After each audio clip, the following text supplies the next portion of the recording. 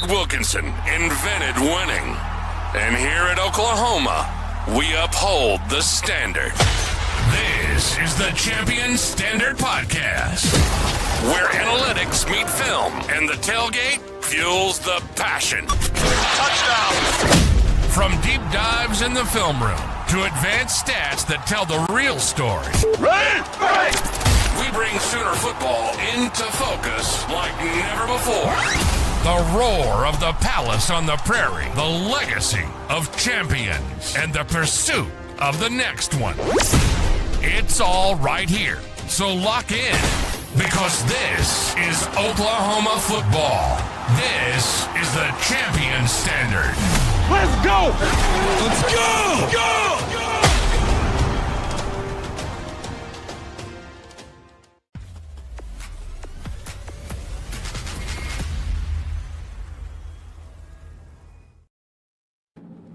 Hey, Sooner fans, welcome back in.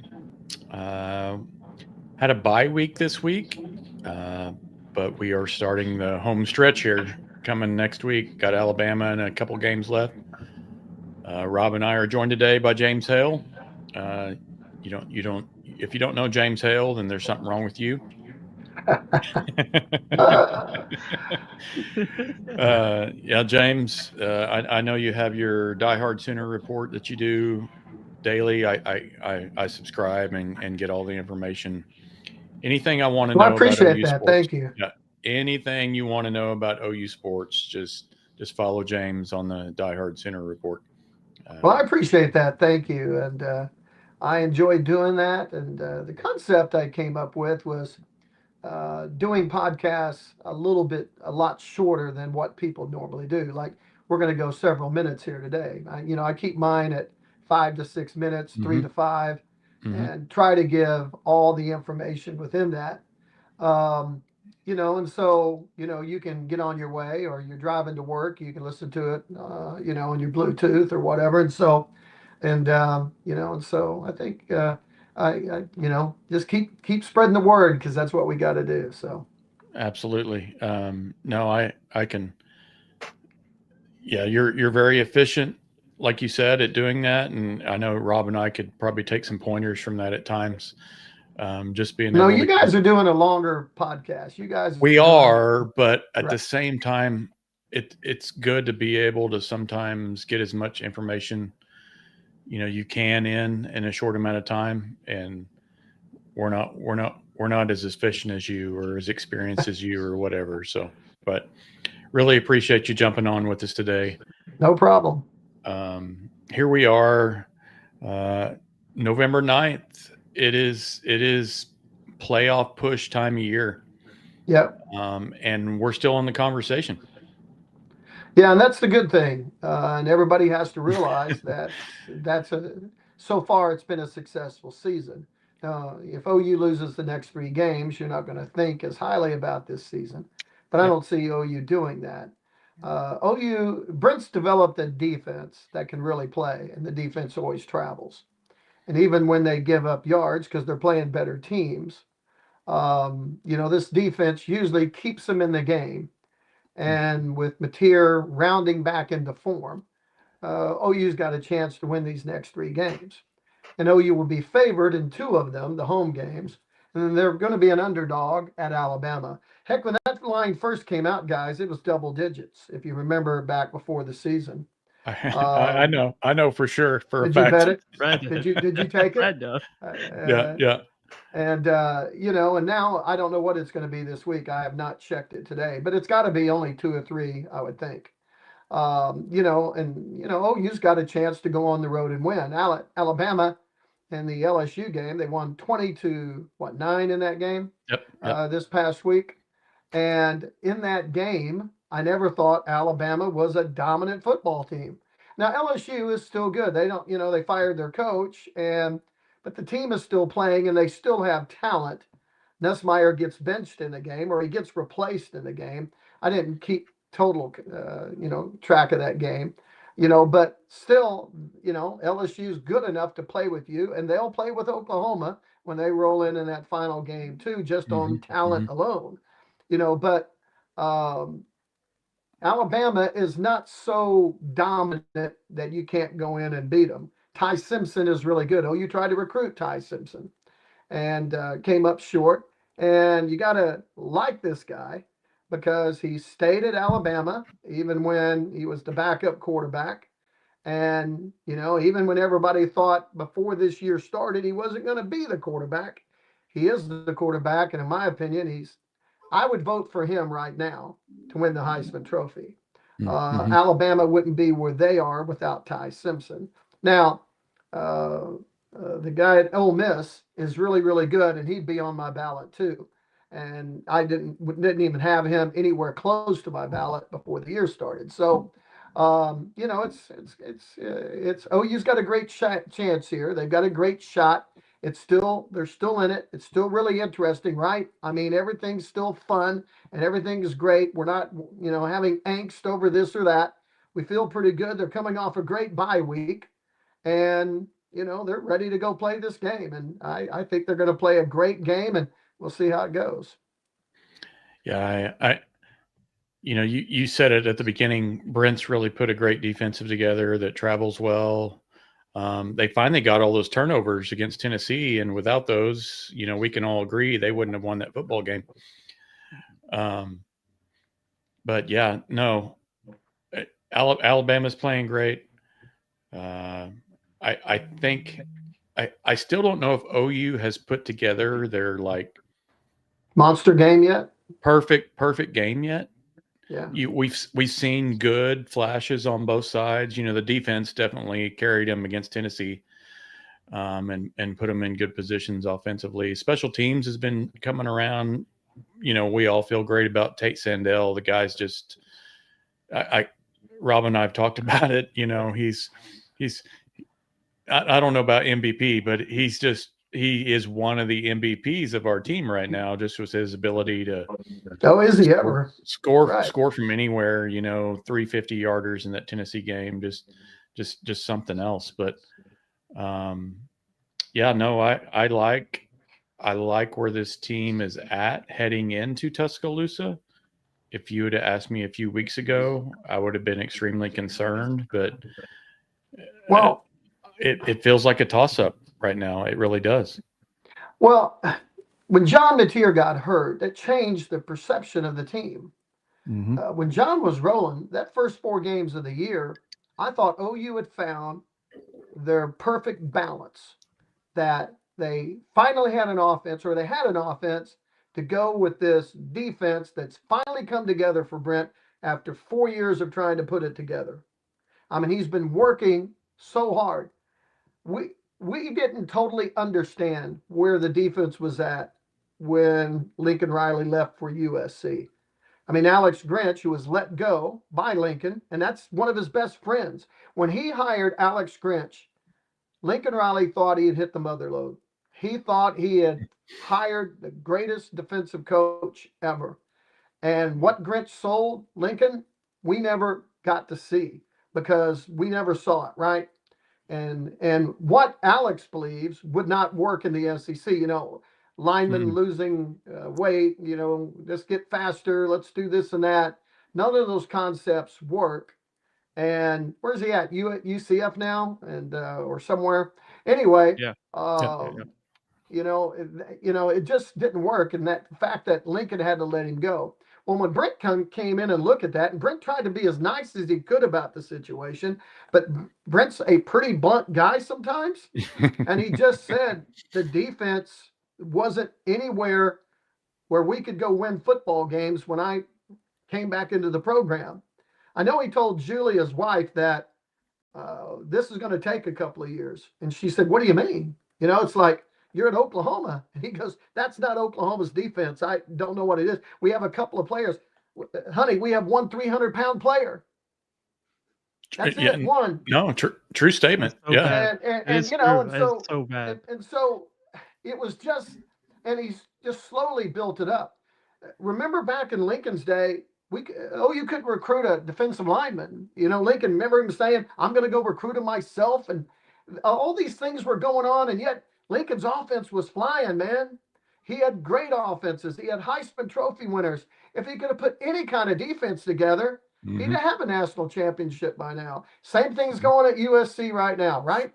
So Lincoln hasn't been able to develop the ability to go out and have a great offense and a great defense at the same time. Here comes Brent, who coached under Bob Stoops, who I think is one of the greatest offensive head coaches for a defensive guy in college football history. Okay. I was wondering where you're going with that. I Okay. mean, because, look, he had three Heisman. He had a Heisman runner-up in his first guy in Josh Heupel.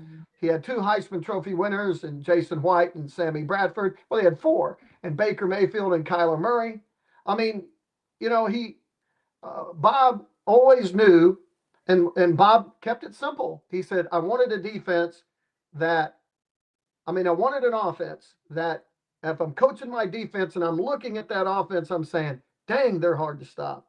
We can't stop them, or they're hard to play against. And that's what I was looking for. So he goes with Mike Leach early. He gives Mark Mangino a chance when Leach goes to Texas Tech. Mangino brings in Quentin Griffin and the fullback into that spread offense. And that 2000 offense just rolled, right? And so, Mark stays around for a couple of years, goes to Kansas. Then the former quarterback at Iowa comes in, and so the offense just kept going. But eventually, Bob wanted to get back to having the air raid and that kind of thing. And so he brings in Lincoln Riley, and that's a controversial thing. He lets Josh Heupel go. But my point is, Bob always had a pretty good feel for what makes a good offense. Well, here comes Brent, and he's got that tutelage because, at Clemson, they had really good offenses with quarterbacks while Brent's there, right? So he has Dabo Sweeney, too, that's recruiting these all-world running backs, Watson and those guys, and he's bringing those guys in, and they're winning national championships because they had to have a great defense, and Brent brought that. Bob brought that with Steve Spurrier at Florida. Spurrier handled the offense, Bob handled the defense, and so there's a rhythm to it. There's a way to do it. And so Brent thought when he had Jeff Lebby that he had the offensive coordinator, and OU posted numbers, right? Yeah, Jeff gets this job at Ole Miss, and Brent really thought that he had the guy in Seth Luttrell, who was a good friend of his, that he had watched, that they remained friends. They went to his football camp at North Texas, and you don't think they didn't talk ball over those couple of days they were in Denton? And so when Jeff gets let go, Brent thought it was the mother lode that he was able to bring Seth Luttrell into the program. And at that time, he's an analyst, but he thought, man, this is great. And he also thought in his back of his mind, if Jeff ever gets a head coaching job, I've got my next offensive coordinator because Seth had been an offensive coordinator. So anyway, he thought that was going to work out, but you could never have predicted the injuries at receiver and the injuries in the offensive line and everything that happened there. And what Brent didn't do well, he didn't have a quarterback coach to handle everything, to help the young quarterbacks. And he didn't handle the Dylan Gabriel thing right either. I mean, if you maybe, as it turns out, Jackson Arnold, who's been benched at Auburn too, turns out he's not really the guy, but you don't know that. He's the 5-star that you get the number one quarterback in the country, and it doesn't work out. So the most important hire for Brent at this point has been Ben Arbuckle, because he brings in Arbuckle, who happens to have a quarterback that he can bring in that solves two issues, and everything's rolling early, right? I mean, they beat Michigan, they beat Auburn at home. The offense is scoring well. Everything's going well. And then John gets hurt. And I admire John's toughness, his courageousness. He did everything he could to come back. But it's a throwing injury. It's on his throwing hand. I don't know if you guys are baseball fans, but, as I'm watching the Red Sox and they're talking about all these pitchers and hey, he's got a thumb injury. Well, he's not going to be able to pitch. He's not, he's got a blister on his third finger. Well, he's not going to be able to pitch. I mean, it's such a tender thing. And here, John's going to play football, and he can't use his thumb, or his thumb's going to hurt. every time he throws it. You know, when he was walking into the game and Holly Rowe, who does a great job, and they had that film of John high-fiving that guy, and he's wincing as he's doing it. Well, that's how much pain he's under. And I didn't realize it because John tells us every week, I'm good. It doesn't bother me. I'm good. Well, okay, but, you know, your passes are sailing, you're not hitting everybody, and you're not running either. So either you're fearful you're going to hurt it again or something's going on, and all of a sudden you're not reading things. So either you read it and you don't think you can throw it. I mean, something is happening there. And he just doesn't want to take a problem, or he just doesn't want to admit he has a problem, and because he wants to lead this football team. Well, I admire that. And he's still the best option you have. And he's getting better and better, and he had his best game at Tennessee. So now he's had 2 more weeks to get down the road, and he should be even better against Alabama. I fully expect him to be closer to what he was in the first 4 games. And in those first 4 games, he was the Heisman Trophy favorite, and he was projected by all those people that supposedly know as the number 1 pick in the draft. Now he's not even in the draft, and he's certainly not in the Heisman Trophy. We don't care, though. Just play great in these final 3 games and help that defense win the game. Yeah. No. Hey, you couldn't have said it better. And on that note, honestly, and I put up Charlie's comment here, but James, there is no better storyteller than you. The way you articulate things and frame them is just awesome. So you just need to know that, man. You just don't. Yeah, we can all sit here and just listen to you for hours.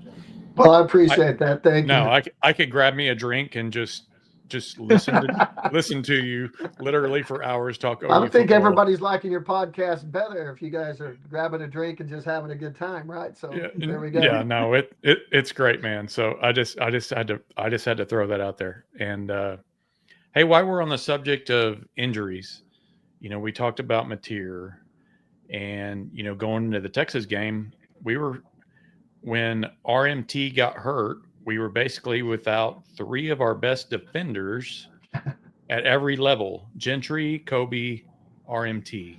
Right. So I kind of wanted to, you know, I know you can only say so much sometimes with injuries. I know that's always a confidential thing, but where are they on that side of this ball after a bye week? Well, the bye week should help. Now, our Mason Thomas has a calf injury or hamstring, or it's something like that. Mm-hmm. Those get well when they get well. You know, just take us in modern day life. I pulled a hamstring going to my grandson's birthday party the other day. Well, a couple of months ago. Heck, I couldn't do anything, and I'm not an athlete anymore. Yep. You know what I mean? I'm an old man trying to get around my house. James, you and I both will strain things getting out of bed in the morning, so it's fine. Absolutely. I'm right there with you. I misstepped going into this railroad car thing where they're having the birthday party, and just about killed me. Mm-hmm. So anyway, hard to drive and everything else. All right, so let's take a high-profile football player that's liable to be a 1st or 2nd round draft pick. It's going to get play lots of money, and he could play for a lot of years and get, you know, and our Mason Thomas, and who knows? Now he's 2 weeks down the road, and they hope and they think he can play. If he can't, Brent has built a defense that has dudes. He's playing 20 guys a game. He's got 4 defensive ends, 5 defensive ends if everybody's healthy. He's got 5 defensive tackles. He's got, last year he complained he didn't have any corners. He's got now 3 or 4 corners that he's rolling in every game. Mm-hmm. Same thing at safety. He plays guys at safety even when nobody's hurt. He plays 4 or 5. So that's helping special teams and everything else. So Gentry should play. Gentry almost played against Tennessee. They held him out, and Cortland Guillory looks like he's a very special freshman that's going to be a great player for the next couple of years at OU.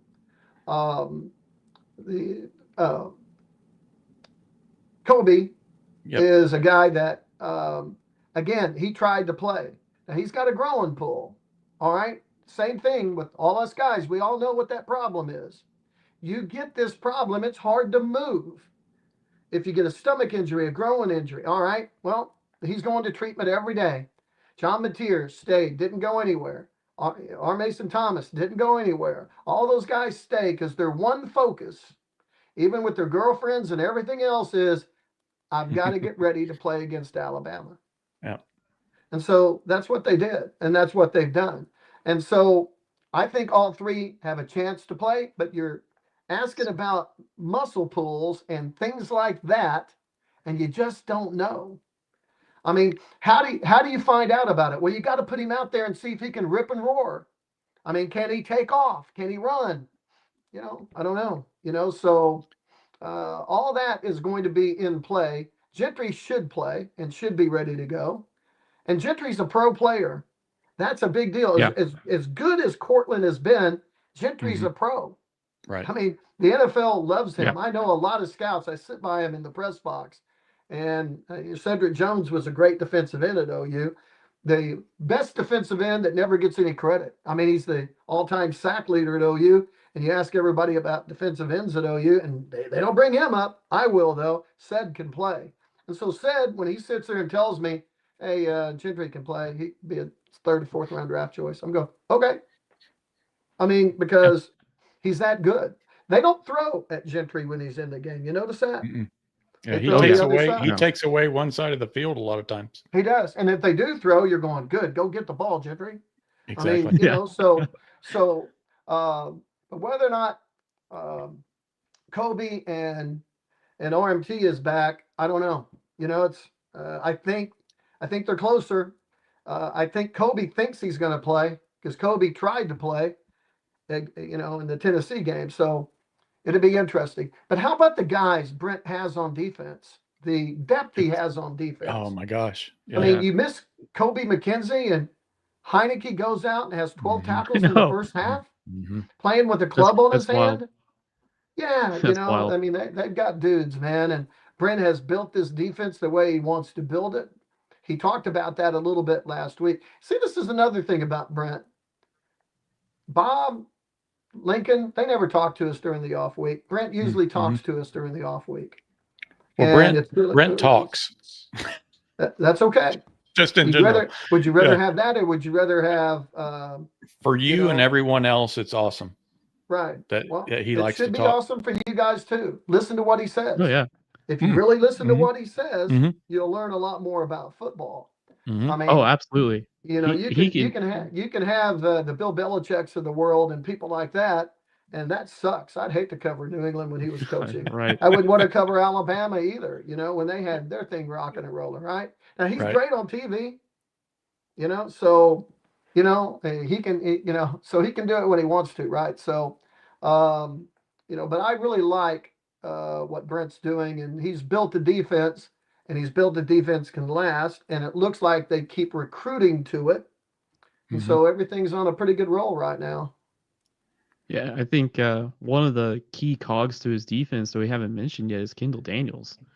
Yeah, I mean, that guy. I mean, as far as that cheetah role, I don't know if now that we're 9 games in, I don't think we've found he's definitely been the best cheetah. I thought McCullough was going to be really good there. And then McCullough leaves. Yeah. And then Kendall Doby was good there, right? But Kendall Daniels seems to be the better mix of both those guys, right? Yeah. Yeah. I mean, you got Kendall that's lining up at safety, lining up at nickel. He's on the line. He's playing linebacker. I mean, he's everywhere on the field. And you talk about depth of the defense. When you got a guy that's that versatile, and you need snaps somewhere in a position group, you just give him more snaps at that position group just to help him out. But Kendall's, I've just been really impressed with the way that that Brent's able to move him around. I haven't seen him really do that since Isaiah Simmons. I mean, Isaiah Simmons, the only thing that Isaiah's done to compared to Kendall is that Brent put Isaiah out outside corner. That's like the only thing that he hasn't asked Kendall to do yet, and I'm just waiting for him to do it because I think he can do it. So you just told Alabama what their next play was going to be. No, I'm just kidding. Yeah. No. So now Brent's going, dang, I can't do that now. Right. Simmons is his prototypical cheetah. Yep. I think Right. Kendall Daniels now will be a guy that Brent throws out there as somebody because he has used Kendall just about everywhere. And Yeah. when Kobe couldn't play, I said to myself, well, they're going to be fine because Kendall can move inside, and he didn't have to call plays, but he can play in there and play in there well. He's a 242-pound player that runs still a 4.5 40. I still, every time I see him, we talk about the relay at Beggs High School that they won. What classes Beggs in or was in back then, 3A or 2A. Anyway, they had all football players on this relay, but especially Kendall at 6'5". Kendall ran the second leg. And I'm looking out there, a reporter, I'm down on the field, I'm looking out there, and I'm looking at Kendall, and I'm looking at all the other sprinters who are normal sprinters. I can't imagine. A foot shorter, right?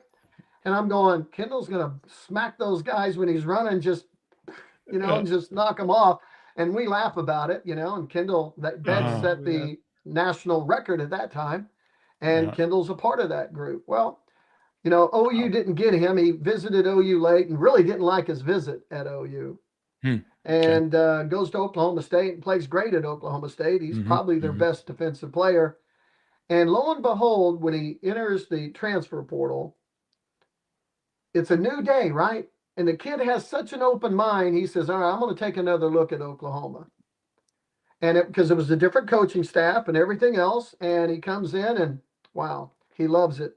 And now he will tell you, as he's told me, that he wishes he would have more years to learn defense under Brent Venables. And he's got Wes Goodwin, who's his coach, who's a really good coach. And so they're really into this, and they're really he's fantastic.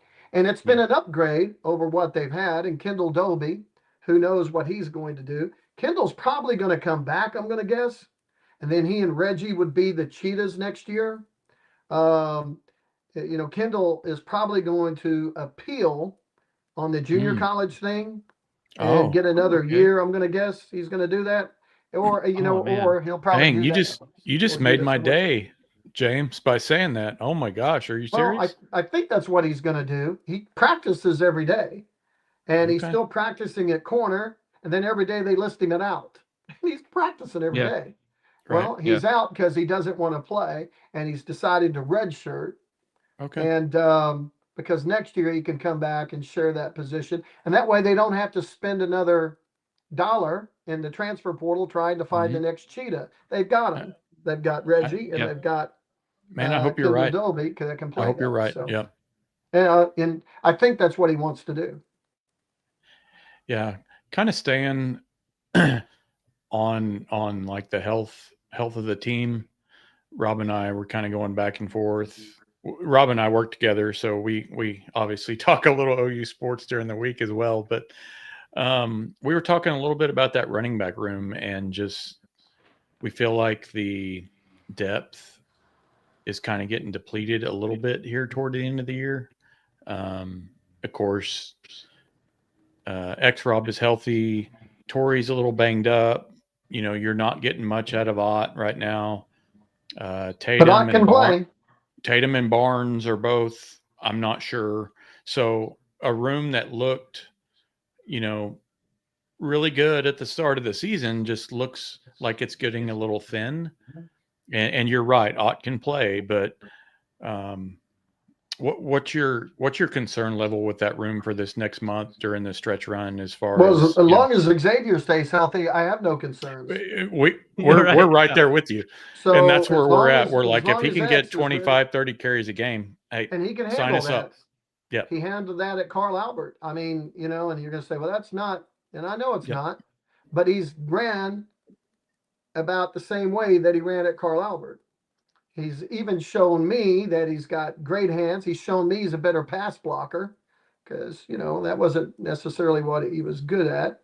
or what they asked him to do at Carl. And they did. That's a good football program at Carl Albert. But, so as long as he's healthy, you're good. Blaylock can play. It's just that he's got a shoulder that's going to need some work at the end of the year. Ott's healthy. He's in every warm-up. He's not going to come back to college football, I don't think. Yeah. He could. He's not playing. I don't know what Javonte Barnes is doing because he could redshirt.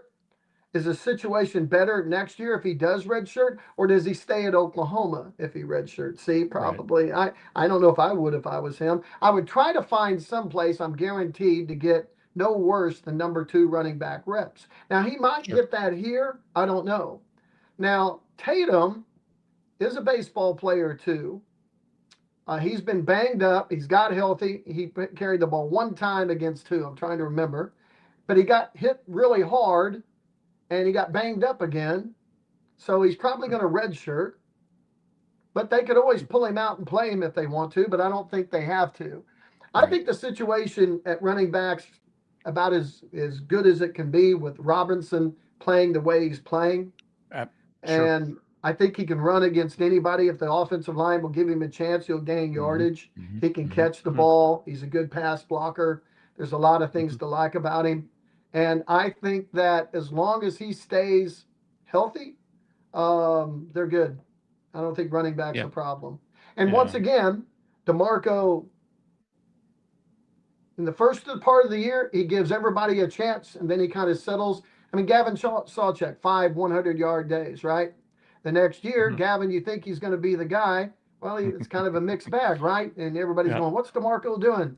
Well, DeMarco really has a pattern, and even though it may frustrate all of us, it is a pattern that he works through, and here we are. So it's too bad Ott never got going, but for some reason in my mind, I have a thought that Ott may still have a couple of big plays in him here at OU. I mean, I don't know that for sure. Blaylock, and I love Blaylock. Blaylock's better than I thought he was going to be. When I'm used to OU and its history. I mean, I was around when Greg Pruitt and Joe Washington was playing. There's never been a running back better than Joe Washington. When I was a kid growing up, I watched Steve Owens carry the ball 56 times. I was a friend of Billy Vessels at OU. I mean, have you ever seen film of Billy Vessels? All right, that's the kind of running backs I'm used to OU getting. So you have to be something. So when they recruited Marcus Dupree, I was going, okay, that guy could be one of those guys. When they recruited Adrian Peterson, I'm going, okay, that could be. When they recruited DeMarco Murray, yeah, he could be one of those guys. Those are the guys I'm looking at. The David Overstreets and the people like that, the Kenny Kings. That's what I'm thinking about when I'm thinking of running backs. So Torrey Blaylock, I'm looking at him, I'm going, okay, but I didn't think he's going to be one of those guys, and I don't know if he will be, but he's pretty good. Yeah. He's really pretty good. He's tough, man. His dad has coached him up, and that's a good player. It's too bad he's got this shoulder injury, but another tough kid, right? Another tough kid. And even though, you're going, well, he doesn't look quite as good. Well, he's probably playing when he shouldn't play, and he's trying to play. And, so I think they're okay at running back. I think they're fine. Yeah. As long as X can stay healthy, because X is really good. He sure is. Rob and I have been, we've been X fans since last year, and we're really just hoping for him to get on the field a lot more this year. And, he finally has. And now, him and Blaylock. Let's say if he does, and he plays in the bowl game or the playoff game, right? Is he going to be the starting number 1 back next year? You see, that's just crazy thing with DeMarco. You don't know. I would assume he would be. Rob and Blaylock, that's a hell of a 1-2 to start with, is it not? Yeah. That is. I think they would be great. Yeah, I agree. So, hey, James, you're going to let us know when you've had enough of us. I'm good. So here we are, 9 games in.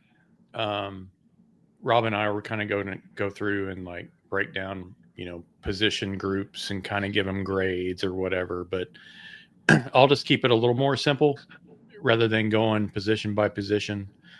I think we can all agree Tate Sandell's kind of the special teams guy. But if you could pick one guy out of the offense and one guy out of the defense that's either a huge surprise or kind of your MVP on that side of the ball right now, who would that be? And I know I'm catching you off guard here. Well, the huge surprise would be Foje playing tackle, right tackle. Hmm. I thought he was going to be a great guard at OU, and I still think he might be. I mean, OU's got Logan Hallen, who everybody tells me is a pro playing tackle, and he's getting healthier, but you don't really screw with a good thing, and they may leave Foje there, but and they might leave him there his entire career. So he's a big surprise to me. The best player on offense is Mateer. And that's been a little, because of the injury and everything, but Satania's been really good and Burks have been really good. But Foje is the biggest surprise. On defense, Kendall Daniels, we talked about him already, is the biggest surprise. I didn't think Daniels was going to be this good. You just didn't know. And he has been. The best player, though, has been David Stone, if you ask me. Or, it's a tough call over him and R. Mason Thomas. And Peyton Bowen has been great at safety. He's been really, really good. And he's played really well back there. But David Stone, man, he's really grown up. And that's another guy that I hear from the pro scouts. He can be a first-round draft choice. And so that would be my call there on defense. Oh, those are all good names. Rob, do you have anything to add to that? We've talked about him before, but Guillory coming in as a freshman and playing corner, which is probably the hardest position to play on defense, coming from like a true freshman, and the level of which he's playing at is like beyond his years. And you see it in games where he's like the communication with the other guys. He's telling guys where to go. Like he's bumping coverage. He's pointing guys on the field. I mean, he just does not act like a freshman like at all. He is communicating with other guys and telling where. I mean, it's just, and then he's sticky coverage, and he's been burned like a couple of times, and it just goes over his head. He forgets about it. He's got that memory wipe where it's just like, okay, time for the next play. And then he's just got that natural dog in him just to fight everything that's in front of him. You don't play as a true freshman unless you're very coachable in Brent's defense. And I think they just got a slam dunk. I mean, to come in, that corner spot is very difficult to play. Like it's a whole nother level. And Guillory's has just been one of the biggest surprises. I don't remember the last time we had a true freshman corner start. I mean, I thought there was a stat like that. It's just not. It doesn't happen very often because it's such a hard position to play. So that's definitely Derek Strait. Is Derek Strait the last freshman corner that has made a difference like him? I don't know. Yeah. I think Cortland has done a great job. There's no question about it. And I think corner, like receiver, is a position you can play as a freshman. You're either good enough or you're not. Now, are you mechanically sound and fundamentally sound? Does it help you in those areas? Sure. The better fundamental Gentry Williams when he played as a freshman. Perfect corner, right? He knew how to play it, and Brent pointed out he really never played corner in high school. Well, he certainly looked like it, right? Here comes Guillory into the program, and he's really good fundamentally. He's physical, and you do have to have you have to forget about the last play, every play at corner. Even if you make a great play, you have to forget about it, because the next play, that guy's challenging you again on the same route or a different route, and he's still the number one guy. The next guy that's come off the bench is still the number one guy. So when you're gifted and you have great corners, it allows a defensive coach like Brent to really go to work. And when he was trying to beef up his corner room, remember 2 years ago when he said, we don't have enough corners, or they're all too young, or you don't have any experience, it limited what he can do And, because you can't leave him on an island all the time. Well, he can. And you heard Herbstreit talking about that last week when he was saying, well, he's leaving, they're going to blitz and leaving. Well, and Brent's got confidence in those guys. That's okay.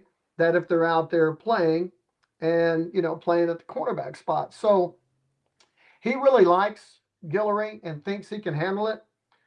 Brent wasn't upset that he got burned a couple of times against Auburn and their pro receivers. He just ran him back out there. And, and so, that's what you got to do. When you have somebody that's special, you can do it. And Strait was really spectacular. Recently, I don't know why we've been seeing a lot of highlights of that 2000 year, but against Nebraska when Strait intercepts that ball and weaves and Strait was a guy that Mike Stoops at that time could leave on an island and they could do some things and do some great things there. And so Woolfolk was a first round draft choice, if you remember. Well, OU's got some guys. I think Guillory's going to be a draft choice. I think that they've got some guys. All of them are going to play in the league probably and play pretty well. Jacoby Johnson's a great athlete that just doesn't get a lot of reps at corner. He's great on special teams. And,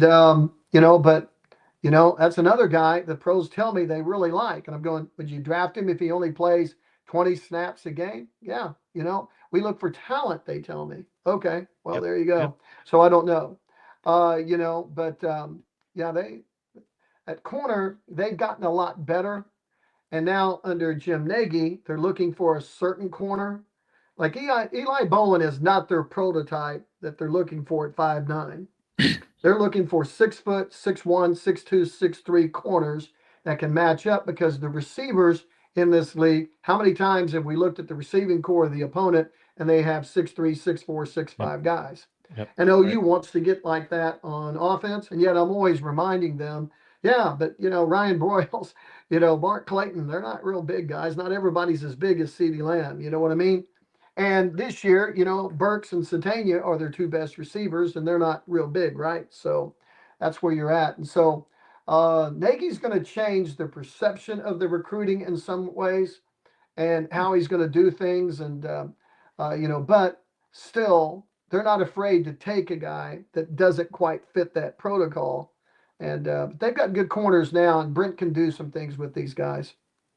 He likes to blitz his corners, too, every once in a while, if you've noticed. Oh, so. yeah. Yep. Oh, yeah. Yep. Oh, yeah. Yeah. Brent will blitz anybody. He don't care. He really doesn't. Rob and I have talked about it. He's just very unpredictable. You never know. That's why offenses hate going against Brent because they just don't know what to expect. And that's a good thing from our perspective. And how about in that game against Tennessee?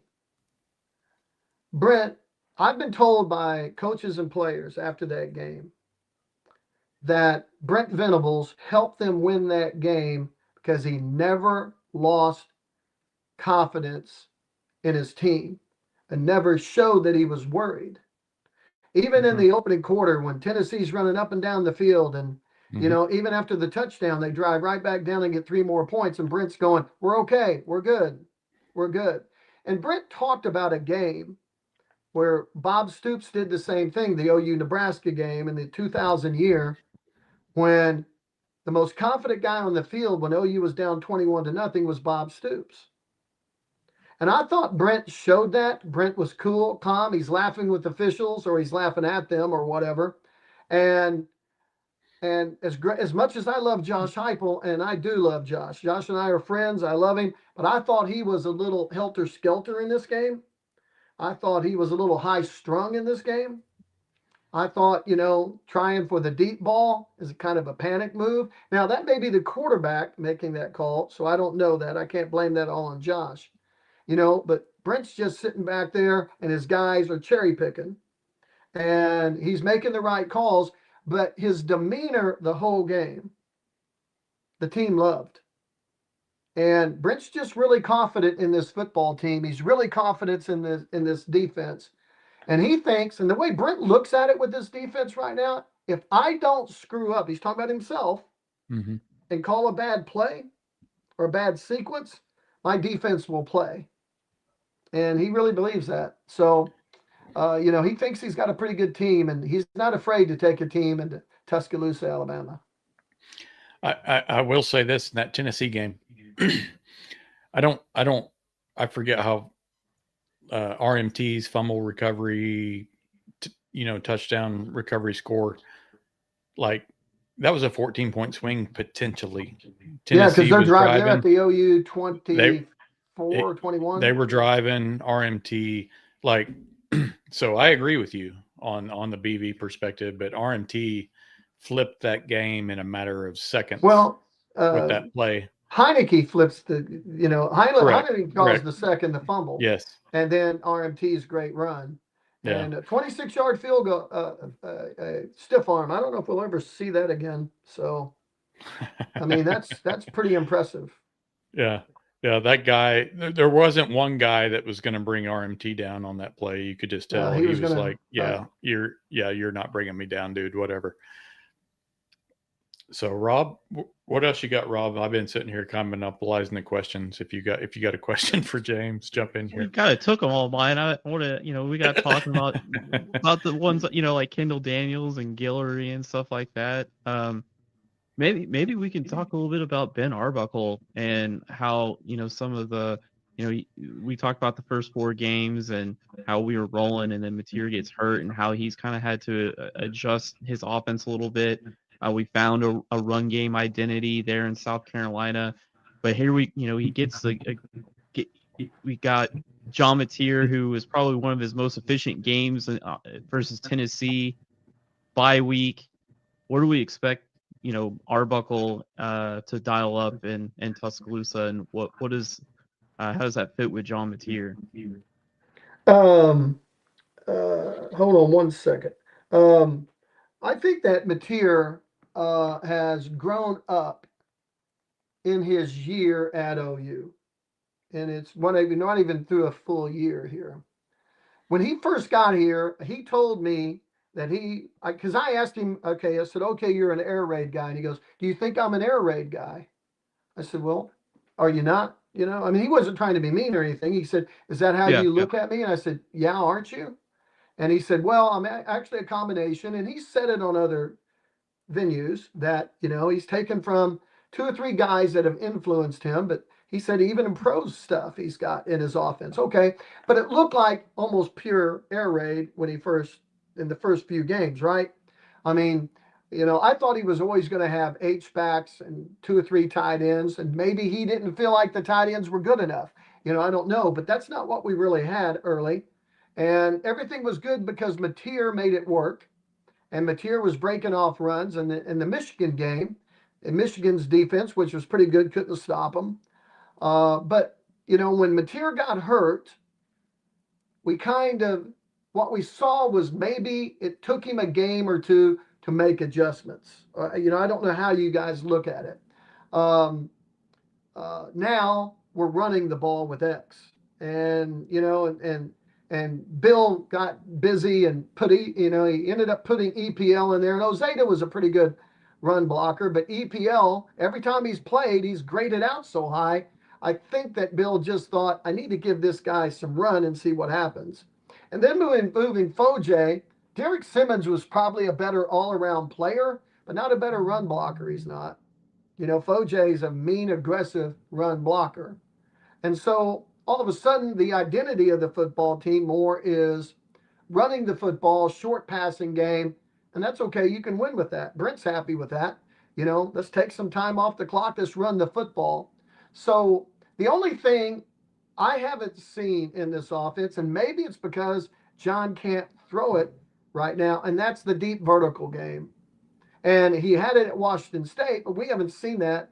We didn't even see that when John was healthy early in the year. They didn't throw many vertical passes, did they? We haven't seen the 60, 70-yard passes. We saw a little bit of that more last year. Hawkins's big throw against Auburn and, a couple of the big plays that they made, but they haven't done that. And that's the only thing I'm wondering about now. Does he have the vertical passing game? Do they want to throw it? Is John capable of throwing it? And so I think he's coming back into fruition. So we'll see how they do when they get everything together. Yeah, I hope the hand is not an issue and that it really is just, your It's going mid-season to be an adjustments. issue though until the season's Uh, over. Don't you Yeah, think? man, I and hope, man. I and mean, John I does a mean, really good job of deflecting and act like it's not. He keeps saying that it's Yeah. not an issue, like there's no physical limitations. He says that, right. but as we watch games, we can all see there's really not a deep threat consistently like there was in the Right. first And so then you four ask or five yourself, do games. they have receivers that can get open deep? Right. Well, I don't know. They have at other schools, so they have other places. And let's face it, they don't really rotate in a bunch of receivers anyway, right? So, Yeah, they play certain guys, and maybe Burks and Satania aren't going to go deep, maybe Javante Gibson, but I haven't seen Gibson. Maybe I'm missing it. I haven't seen Mhm. him take off and go on a fly pattern. I mean, yeah, I just haven't seen him do it, so I don't No, know. you're right. Yeah, you're right. Totally. it's the rotation, the concentrated number of snaps on like four receivers, five, I guess. I mean, that is really not air raid because like air raid, they are all about rotating in a ton of people. They want like seven receivers getting Well, ev- that's getting not that getting getting targets, and that's I'm not not sure like if that's that's like the not receiver Arbuckle's coach problem though, right? right, That's Emmett right. Jones, right? Yep. Right, yeah, so that's what I'm saying. Like, it's just I'm not saying it's like I'm just saying Well, like in the air raid philosophy, you want to get as many dudes, targets, and everything. You want to keep, and it's not about having an alpha receiver number one guy. You might go 1 week, have a dude go for 100 yards. The next week, hey, it's somebody CeeDee else. Lamb's always going to be your number one guy. Okay, I Yeah, mean, again, it depends on who you have. If you ask me, if right. you have CeeDee Lamb, I think you're going to have a number one guy. If you have Ryan Yeah, Broyles, you're going to have a number one guy. If you have Mark Clayton, you're going to have a number one guy. If you have Malcolm right. Kelly, you're going to have a number one guy. Kenny Stills was a number one guy. Hmm. So and again, he's running some semblance of this offense with all those guys. Again, I don't know what we really have, what OU really has at receiver. Hmm. Javante Gibson was great in the spring, gets hurt. Hmm. We haven't really seen. I don't know. Keontez Lewis wasn't all that impressive in the spring. He looked pretty good early until he runs into the wall at the stadium. Yeah, And, and then none of the young guys, Kearney and those guys, they're not getting reps. The freshman is not getting a rep. They're not. He's playing on special teams. Thomas, but he's not playing at receiver. So this is a Emmett Jones situation, and they're huddling more. And so now when they're running tempo, sometimes they'll run a tight end in there, hmm, to offset the receiver that's run a route, or the receiver's not running a deeper route that he's gassed or anything or something like that. So I don't know. So huh. it's just puzzling that we don't have more examples of Right. more receivers in the game, and we don't really throw the ball deep enough. So We don't throw the ball deep right now, and right. and that seems to be very obvious.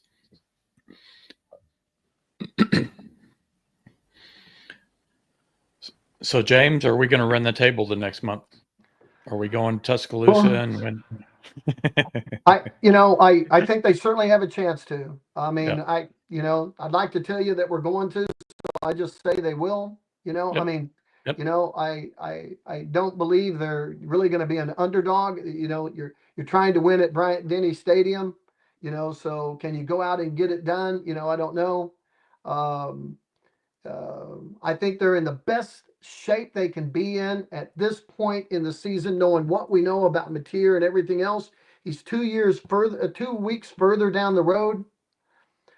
This Alabama team is not a vintage Alabama team, and yet, they've lost one game, right? Ty Simpson's really good. They've got Mhm. three of the best receivers in college football. That matchup in itself right there tells you that it's going to be a really tough situation. Yep. And, and can OU cover those three receivers? Heck, Eli Bowen, Williams doesn't score against us last year, but twice it was pass interference or, Yep. it was a weird game with Williams, right? Or Alabama had a penalty or something on it. And so I don't know. It's going to be an interesting matchup. It really is. But OU is very capable of winning the next 3 games. Yeah, and I think Ty Simpson, and it may not even be close, is probably the best passing quarterback that we've faced all season. Yeah, he's a pro. Yeah. If he comes out, he'll be probably the first quarterback taken. He's got good footwork. Mhm. He's really gotten better since he's been there. He's a pro. He's really good. And the 3 receivers are awesome.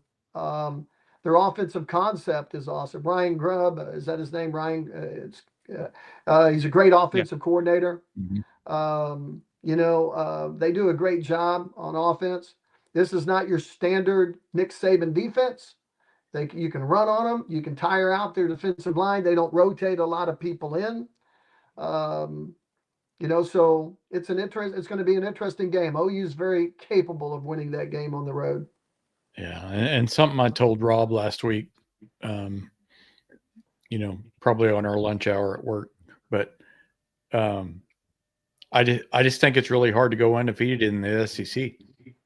And when you look at Alabama's schedule, they got a loss coming, and there's no reason it can't be us. So, well, absolutely. This is a Booger Bear conference, and that's why the SEC will continue to battle for more availabilities in the college football playoff. They want a 16-game playoff, and this is the exact reason why. OU and Texas may want a 16-team playoff if they don't get in this year. Rob and I have talked about that. I think if OU wins their next 3, I think they're in. Oh, there's no question if they win their next 3. If they don't, they go 9-3. You're on my side, James. You broke the tiebreaker between Rob and I. They're in if they win the next 3. There's no way you can keep them out. Their strength of schedule puts them in. Yep. They'll replace Alabama, which has 2 losses. And, Alabama may be the team that's going, we should be in this thing. Which will be 2 years in a row for them to not make it in. Yeah, because of Oklahoma, right? So, exactly. So I think OU's got a great chance to get in there. I really do. Yeah, I agree. Well, Rob, you got anything else? We can let James go here and get to some other stuff. James, you know how we feel about you and the rest of Oklahoma I appreciate sports. that. Yeah. So, well, really if you guys are still doing this when we get into basketball and baseball and softball, let's keep doing this. Have me back on. We're gonna try to hang around. We're not easy to get rid of, so we will probably. And of course, by then, you'll have spring football and you have recruiting classes and things absolutely. like that. So. No, please. And I think after the season, let's just say the season's over in February. Can we say that rather than that would be great, wouldn't it? Yeah. So let's get on here and have a Post. James answers questions from all of the people that can ask it kind of thing. Let's do it. That'd be fun. Just leave it open for like 2 hours. Anybody that wants to ask a question from, let's just say 1975 forward, they can ask it. Is that fair? Okay, I can even handle Bud Wilkinson to a certain extent. I know. I wasn't around. I was going to let you know when guys. Let me cut it off. Whatever year and that was. I interviewed Bud Wilkinson 3 times on my show. Man, and talk about a thrill for a young broadcaster then. And wow, I call him and I expect a secretary or somebody to answer, and then he picks up the phone. Hey, this is Bud. I said, Coach Wilkinson. He goes, yes. I said, this is James Hale. And he James, how you doing? I listen to you all the time. He didn't listen to me all the time, but that's what he did, right? So anyway, he came on. He was the coach of the Cardinals. And then when the Cardinals let him go, he came on and just talked about his guys. And college football is a true joy. And same thing happened to, so I've had that happen a few times. So, Yeah, I think we could all have some OU bedtime stories to put us sleep at night from you. So, again, appreciate your time as always, and Rob and I will be catching up with you soon here. So all right, you guys have a great day. Hopefully, it's in the playoffs. So, thanks again. All right.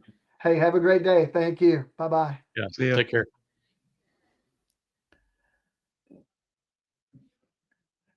Man, that's Man, always it's fun. good. God, I love having James on. I didn't know he got to interview Bud Wilkinson. Oh my Golly, gosh, man. dude. What? He has, I oh, I'm gonna need yes. to come up with some question. I read Wilkinson's book, Bud Wilkinson and Gomar Jones. They wrote a book, Modern Defensive Mhm. Football, and I kind of geeked over it, and it's pretty wild. You know, when you read that, like Mhm.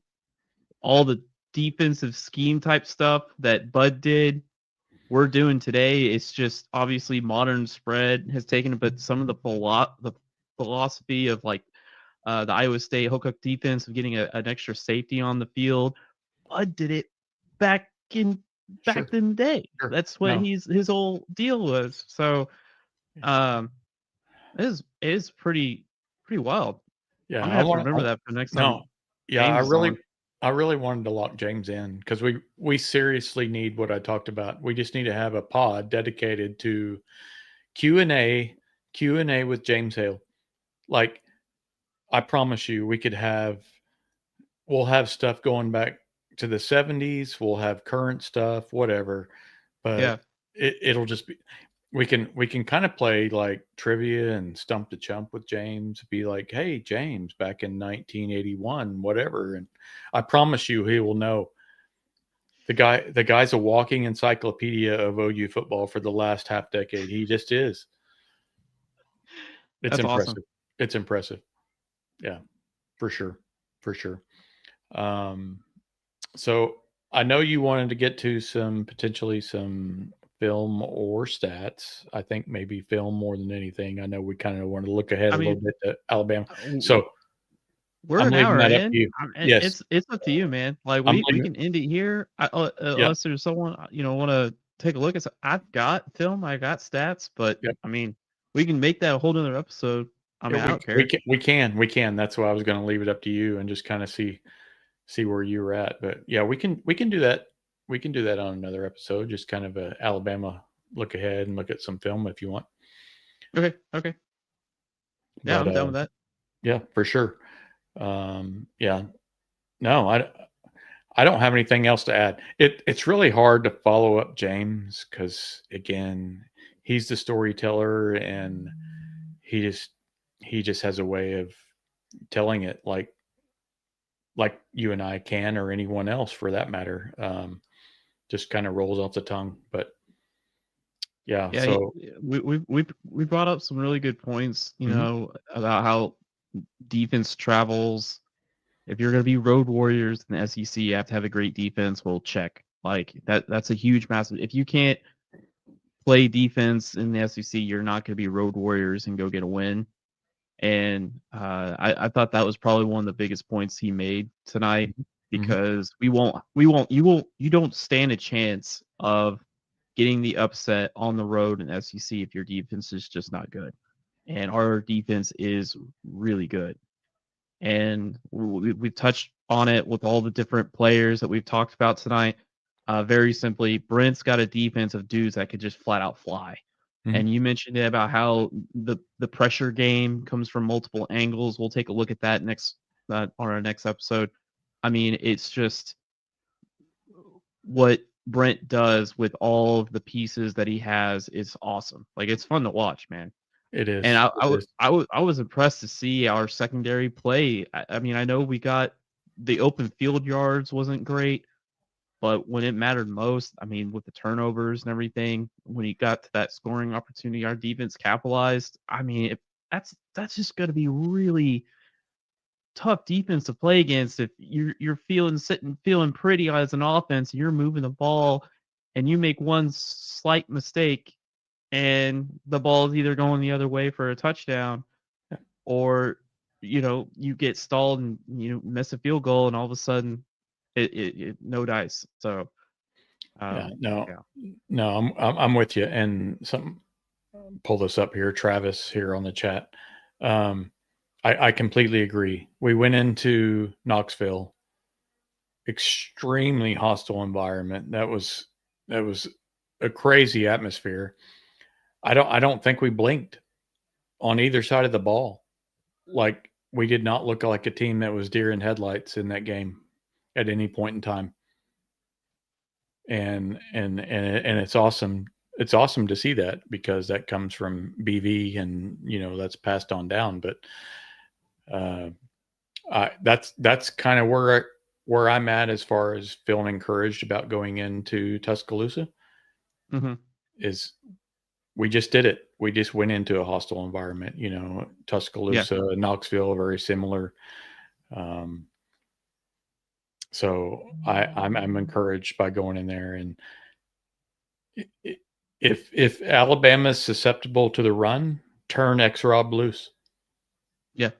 Just give him 30 carries. Mateer, do your thing. Mateer, X-Rob, Mateer, if that's our 1-2 punch until Blaylock gets healthy the next 3 weeks, Rob, that's okay. Yeah. Yeah, they got gashed. I mean, they got gashed. I mean, I've got so this is funny. Look, I've on my playlist here of the plays I want to take a look at. I've got the Alabama defense, and 1, 2, 3, 4, 5, 6, 7, 8, 9, 10 of the 14 plays are runs, because I've got Tennessee and Georgia and Missouri on here. They just gashed them with the run play. I mean, it was basically it was the same run play over and over again. We can look at that later. And then on Alabama offense, I actually kind of found their some of their tags to their Y cross plays, and they're very, like, I didn't realize how often they got under center. They're an under center team. Like, they'll go under center.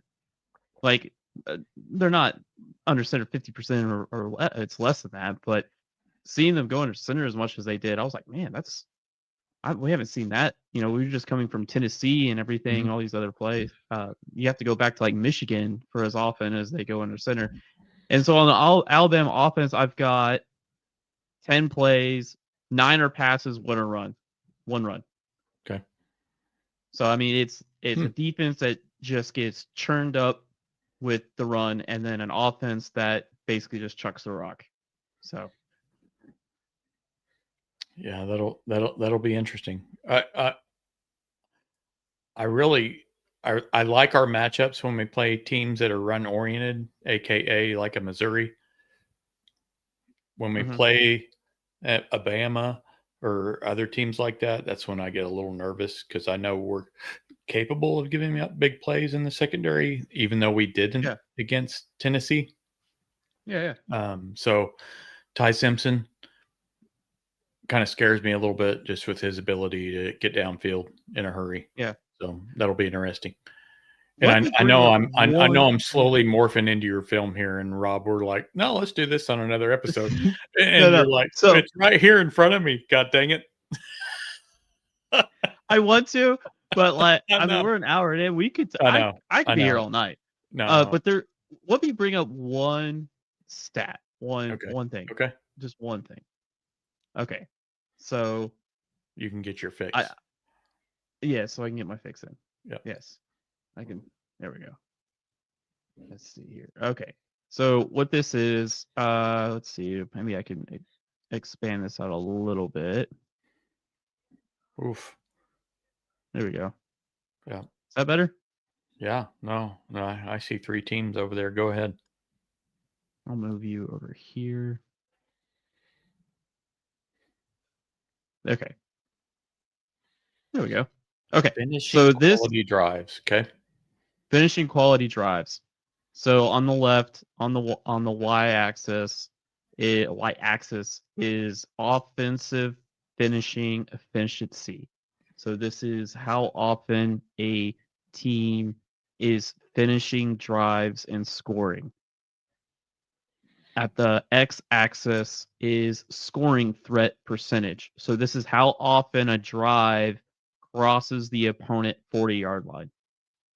So I call this kind of just finishing quality drives. So, for instance, like the Ole Miss gift that OU had with 20, that wouldn't be on here. This is like offense that's driving down the field, crossing the 40, and then scoring. And I've got the points per drive built into this as well. So if you look at like OU, we are 46% of our drives cross the 40 yard line, or across the opponent 40 for quote unquote a scoring opportunity. Alabama, 57% of their drives are crossing the opponent 40. Oof. So that's why they're further down on the right-hand side. That's why we're kind of sitting in the middle of the pack. And then if you look up to the y-axis of offensive scoring efficiency, OU has scored 3 points on an average of 3 points per opportunity. So once they cross the 40, 3 points. So that kind of tells you that we're settling for field goals. I mean, that basically says, hey, we're crossing the 40 and we're scoring 3. Alabama, it's about 3.76, a little bit better, which means that they're scoring more of their opportunities into touchdowns. And so, like, you had Tennessee here at 3.9, Ole Miss at 4, definitely scoring touchdowns. Georgia, 4.2, scoring touchdowns. Vandy is crazy high, 54% of their scoring, getting their drives over and scoring. But their problem, I believe, is the number of drives that they actually can get. So that's not like you might have like one drive that goes and scores. You would have 7 points in one drive, but if you don't have as many. But yeah, we're sitting here. I mean, you've got South Carolina, Florida, Kentucky, Auburn, and then us, and LSU, and then Texas. Right. So our defense is having to play, we've already played Tennessee.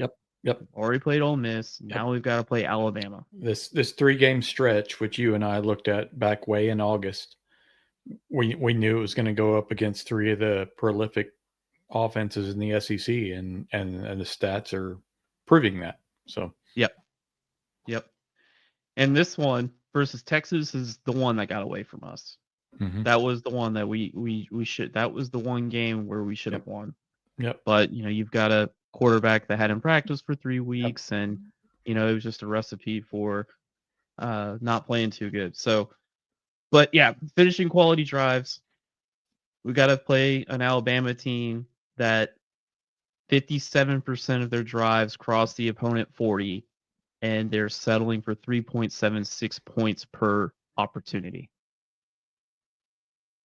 So can our defense go on the road and close that gap, and that our offense be competent and start scoring touchdowns and stop settling for field goals? Tate Sandell is a weapon.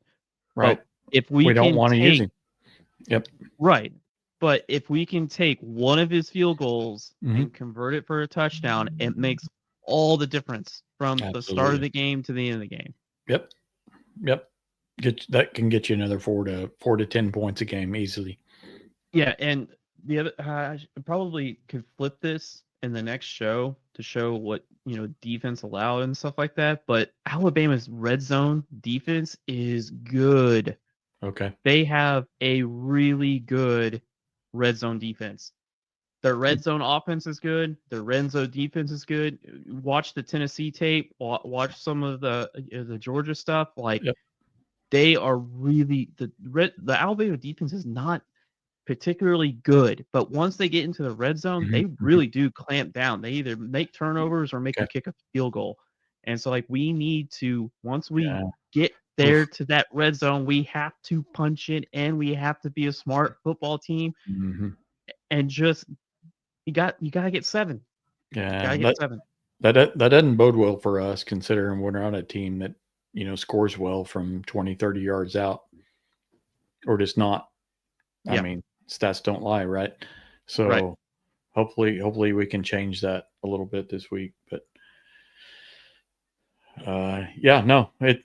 it's great. The fact that we're sitting here and we're 7-2 and we're still in the playoff conversation, sitting at 12 in the playoff rankings. Maybe move up a spot or 2, this week before we play what more do you want? So Right. hopefully we're healthy, can put together a great offensive game plan and keep the turnovers coming on the defensive side. Everybody get healthy. Who knows? Yeah. Who knows? So is that a 2:30 Saturday, right? Not night, 2:30. Okay. Yep, 2:30. I wish YouTube TV and Disney and ESPN would pull their head out and get things figured out by this weekend. If you're listening, please do. I'm giving you until Thursday or Friday to figure it out. And I'm going with someone else. So yes, our Disney representative that listens gosh. to this podcast. Yes. Please figure that out. Just please figure it out. Anyway, so now great show. James, who doesn't love James? We've had the scroll running at the bottom. You can find James at the Patreon Die Hard Sooner Report. I subscribe. Great information. Anything you want to know, OU sports. You can also find James on the Football Brainiacs, TFB OU Sooner Edition. Put some good articles in there each week. Just good information as well. I didn't mention it earlier. Of course, like, subscribe, find us, Champion Standard. I totally caught you off guard there. Rob and I are trying to make a push here over the next, let's just say the next month. Please subscribe, mention to your family, your friends. We'd really like to try to make it to that 1,000 mark by the end of the season. That would help out a lot. So any closing thoughts, Rob, before we let everyone go here? No, we just need to focus on getting healthy, and we just need to keep layering on the run offense. Defense just needs to keep doing its thing and just keep triggering on those turnovers. Trigger on those turnovers. Offense rolls, man. Bama. James mentioned it. This is not an Alabama team of destiny. This is not the Alabama just run through you until you just give up and die by the fourth quarter. That is not the freaking right guard.